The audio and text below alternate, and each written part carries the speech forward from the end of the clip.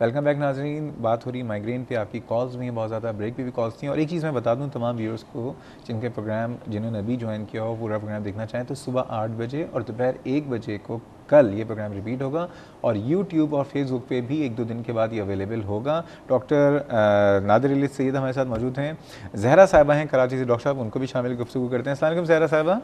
Hello, अस्सलाम वालेकुम। वालेकुम सलाम जनाब। हाँ जी डॉक्टर साहब, मुझे मालूम करना था कि मेरे बेटे को भी सर में काफी दर्द होता है और फ्रंट फॉरहेड पे इसको पेन होता है। ओके। लेकिन जैसे वो स्कूल से आता है तो वो ये कंप्लेन करता है कि मम्मा धूप में आज बहुत था तो मेरे सर में दर्द हो गया, यहाँ पर दर्द होता है। या समटाइम्स ये कहता है कि मुझे चक्कर जैसा फील होता है। जी जी। तो ये मुझे मालूम करना है कि क्या ये माइग्रेन से इसका कोई ताल्लुक है। अच्छा, ये बच्चे की उम्र कितनी है?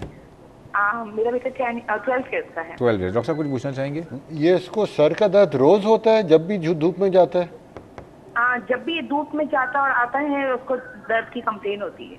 और दर्द के साथ और क्या बताता है आपको, और उसके साथ कोई अलामात हैं? नहीं, बस ये चक्कर का थोड़ा बहुत बताता है और बस ये कहता है कि सर में दर्द होता है, वॉमिट जैसा इसको होता है। वॉमिट जैसे होता है। वॉमिट। और कितनी देर तक चलता है दर्द? ये जैसे घर में आता है, थोड़ा सोता है, सो के उठता है, फिर रिलैक्स होता है कि अभी नहीं है, या समटाइम्स तो उठने के बाद भी ये कहता है कि मम्मा मुझे दर्द है। आपको या आपके शौहर को सर में दर्द होता है? नहीं, हम लोगों को नहीं होता। फिर मैं फिर कैल्पोल पैनाडोल दे देती हूँ सिंपल सी, फिर वो सेट हो जाता है। ठीक है। ठीक है। अब ये ठीक है जी, बहुत ठीक है, शुक्रिया ठीक जनाब, जल्दी से बता। हाँ जी डॉक्टर साहब कि इसको ये माइग्रेन से इसका ताल्लुक है क्योंकि इसका एमआरआई वगैरह सब हो चुका है। ठीक है, अभी अभी डिस्कस करते हैं। बहुत शुक्रिया। हाँ। पहले इनका बता दीजिए, फिर बाकी बिल्कुल। शनाज साहबा। ये ऐन मुमकिन है इनको माइग्रेन का मसला है और उसके लिए वही हिफाजती तदाबीर वही होंगी कि जो जो अभी मैंने बयान की थी। और सस्पेक्टेड माइग्रेन। सस्पेक्टेड माइग्रेन ही लगता है। अच्छा, जरी साहिबा का सवाल था, उनको इनकी एज जो है 40 के करीब है एंड उनको स्ट्रेस रिलेटेड कह रही हैं कि स्ट्रेस से क्या इसको कोई ताल्लुक होता है कि दोपहर में इनका शुरू हाँ, हो जाता है? ये इनको मैं ज़रूर कहूँगा ये एज इनकी आम नहीं है। माइग्रेन पे 40 साल पे अगर 2 महीने से सर का दर्द है तो हम उसको एकदम से डिसमिस नहीं कर सकते। तो उनको ज़रूरी है कि अपने जनरल फिजिशियन के पास जाएं ताकि उनका वो मुआयना कर सकें, और ज़रूरी हो तो थोड़ा कोई और टेस्ट भी, अगर कोई उनके ब्लड प्रेशर भी मॉनिटर होना ब्लड ज़रूरी है। प्रेशर हो, शुगर, ब्लड टेस्ट, एग्जाम मुआयना हो, और फिर अगर ज़रूरत हो तो कोई स्कैन भी हो सकता है, इनका एडवाइस करें। जी जी। तो वो अपने फैमिली फिजिशियन को कांटेक्ट करें। अच्छा, अनीला का सवाल था कि, और अनीला का भी, और ब्रेक पे भी हमारे पास कॉलर थी जो गोजरावाला से, उनका भी ये सवाल था कि अमूमन ये होता है कि दवाएं दे दी जाती हैं, कुछ डॉक्टर्स कहते हैं कि ये जब दर्द होना हाँ। तो उस वक्त कुछ मतली के लिए कुछ दवाइयाँ एंटी एमेटिक्स जो अमूमन यूज़ की जाती हैं, उनका ब्रांड नेम मैं नहीं लेना चाहूँगा, बस ये खा लो जब दर्द उस वक्त शुरू होने वाला हो। बिल्कुल। और अमूमन रेगुलर, आपने जैसे कहा कि रेगुलर दवाओं की ज़रूरत है, तो वो जो दवाएं दी जाती हैं उस पर क्या कहेंगे? अच्छा, ये उन लोगों के लिए सही है जिनको महीने में 1 या 2 बारी या साल में 3-4 बारी हेडेक्स होता है, तो उनको रेगुलर दवाई ना दें। उनको बेशक अटैक्स को ट्रीट किया जाए, क्योंकि फिर रोज़ की दवाई लेना और महीने में 1 दफ़ा अटैक हो रहा है तो वो भी शायद ज़्यादा हो जाए। तो उन लोगों के लिए मुख्तलिफ दवाइयाँ, अब माइग्रेन की ख़ास ट्रिप्टेंस दवाइयाँ आई हैं जो कि पेन किलर्स नहीं है, ख़ास मखसूस माइग्रेन की हैं, वो काफ़ी मौसर होती हैं।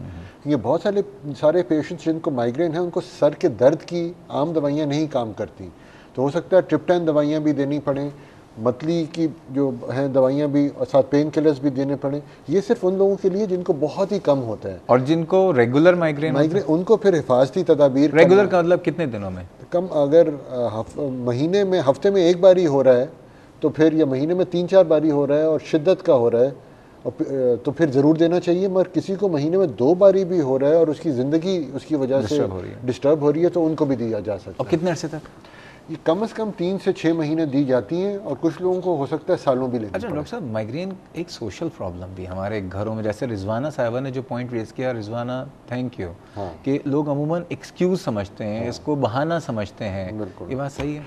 ये बहुत ज़्यादती होती है। पेशेंट्स की गलती नहीं है कि वो अजियतनाक सर के दर्द में मुब्तला हैं, मगर उनको उनके शौहर सपोर्ट नहीं करते, शौहरों को उनकी बीवियाँ सपोर्ट नहीं करती, बहू सास का मसला होता है। तो ये बड़ा सीरियस सोशल प्रॉब्लम है कि कहते हैं ये तो ड्रामा हो रहा है, सर का दर्द लेके कमरे अंधेरा करके सोने लेट गई हैं। इन लोगों को नहीं, एक जुमला होता है महारानी। हाँ, महारानी, बिल्कुल। मगर अच्छा, दोनों एक दूसरों के कह रही होती हैं, कभी बहू भी सास को कह रही होती है, सास भी बहू को कह और रही आदमियों को भी होता है, तो उनको भी इस तरह की चीज़ें कही जाती हैं।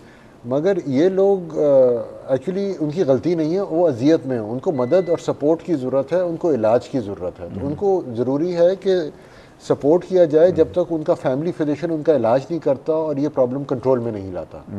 तो ये वैसे अब ये ना हो कि जिनको माइग्रेन ना भी उनको एक एक्सक्यूज़ मिल जाए। नहीं नहीं, वो माइग्रेन बड़ा मसला है जी, बड़ी प्रॉब्लम्स होती है माइग्रेन। नहीं, प्रोग्राम सुनने के बाद कहेंगे चलो ये एक नया बहाना भी आ गया, जिनको बहाने बनाने का शौक है उनको तो फिर कोई नहीं रोक सकता, उनको तो कोई नहीं रोक सकता। एनीवेज डॉक्टर साहब, आखिर में बस माइग्रेन वालों को आप क्या मैसेज देंगे जिनको माइग्रेन है, वो क्या करें? Final bottom line. माइग्रेन आप ये ना समझे क्योंकि आपको 20 साल से हेडेक्स हैं, इसका कोई इलाज नहीं। हर पेशेंट प्रेशर थेरेपी, सॉरी बस आखिरी 10 सेकंड रखे, प्रेशर पॉइंट थेरेपी जो बताई थी मिसेस शोएब ने, वो क्या है? प्रेशर थेरेपी कुछ लोगों को जो खुशकिस्मत होते हैं उनको मसाज से फ़ायदा होता है, और किसी को मसाज से फ़ायदा होता है वो ज़रूर करवा लें। अच्छा, मक्का से लास्ट कॉलर हैं। अस्सलाम वालेकुम, मक्का मुकर्रमा से। वालेकुम सलाम, मैं अमीर मोहम्मद मक्का मुकर्रमा से बात कर रहा हूँ। जी कौन बात कर रहे हैं? मौज़म अमीर मोहम्मद। अली मोहम्मद जनाब। जी, ये बवासीर का कोई इलाज बताना। सर हम माइग्रेन पे बात कर रहे हैं, बवासीर का इलाज आज जो है इंशाल्लाह तफसीलन बताएंगे जब हम बवासीर पे प्रोग्राम करेंगे। बहुत शुक्रिया। एनीवेज डॉक्टर साहब, प्रोग्राम का वक्त ख़त्म हो गया है और माइग्रेन में प्रोग्राम था, बवासीर का इलाज किया तो इतनी तफसील से नहीं बता सकते। आज के लिए बहुत बहुत शुक्रिया और उम्मीद ये करता हूँ कि आपकी बात को लोग फॉलो करेंगे।